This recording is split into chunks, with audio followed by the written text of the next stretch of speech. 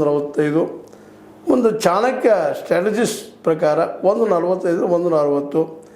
Axis ಮೈ India ಪ್ರಕಾರ 90ರಿಂದ 110 118 ಬೇಕಾದಕ್ಕೆ ಇನ್ನು ಅಣ್ಣಾ D M K plus B J P ಇರ್ಬೋದು ಮತ್ತಿರ್ಬೋದು ಅವರು 65ರಿಂದ 85 ಪಿ ಮಾರ್ಕ್ ಪ್ರಕಾರ ಮ್ಯಾಟ್ರಿಕ್ಸ್ ಪ್ರಕಾರ 87ರಿಂದ 110 ಪೀಪಲ್ಸ್ ಪಲ್ಸ್ ಪ್ರಕಾರ 65ರಿಂದ 80 ಚಾಣಕ್ಯ ಸ್ಟ್ರಾಟಜಿ ಪ್ರಕಾರ 50ರಿಂದ 65 ಮುಂದೆ ಆಕ್ಸಿಸ್ ಮೈ ಇಂಡಿಯಾ ಪ್ರಕಾರ 22ರಿಂದ 23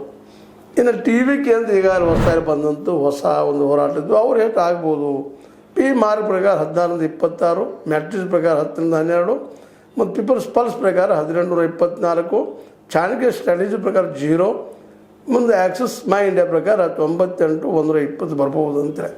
ಇನ್ನು ಇತರರಂತೆ ಈಗ ಹೇಳಿದಂಗೆ ನಿಮಗೆ 1ರಿಂದ 6 6 2ರಿಂದ 6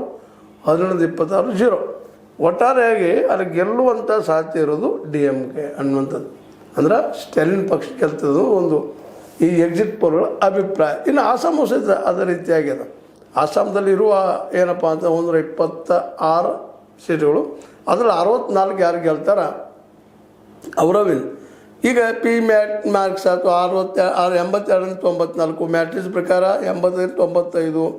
ಅದೇ ಕಾಲಕ್ಕೆ ಪೀಪಲ್ಸ್ ಪಲ್ಸ್ ಪ್ರಕಾರ 62ರಿಂದ 72 ಆಕ್ಸಿಸ್ ಮೈ ಇಂಡಿಯಾ ಪ್ರಕಾರ 88ರಿಂದ 100 ಪೋಲ್ ಡೈರಿ ಪ್ರಕಾರ 86ರಿಂದ 101 ಅಂದ್ರೆ ಅರ್ಥ ಏನಪ್ಪ ಅಂದ್ರೆ ಆಲ್ರೆಡಿ ಬಿ ಜೆ ಪಿ ಅಂದರೆ ಎನ್ ಡಿ ಎ ಅಲ್ಲಿ ಗೆದ್ದು ಬಿಟ್ಟದ, ಉಳಿದವ್ರಿಗೆ ಯಾರಿಗೆ ಅವಕಾಶ ಇಲ್ಲ, ಕಾಂಗ್ರೆಸ್ ಸಾಧ್ಯ ಇಲ್ಲ ಅನ್ನೋದು ಮಾತದ. ಕಾಂಗ್ರೆಸ್ ಭಾಳದ್ರೆ 30ರಿಂದ 40 20ರಿಂದ 32 22ರಿಂದ 26 24ರಿಂದ 36 15ರಿಂದ 26 ಎಲ್ಲಿ ಮೆಜಾರಿಟಿ ಪ್ರಶ್ನೆನೇ ಇಲ್ಲ, ಗೆಲ್ಲವ್ರು ಅವರು ಅಂತ ಹೇಳಿಬಿಟ್ಟಿದ್ದಾರೆ.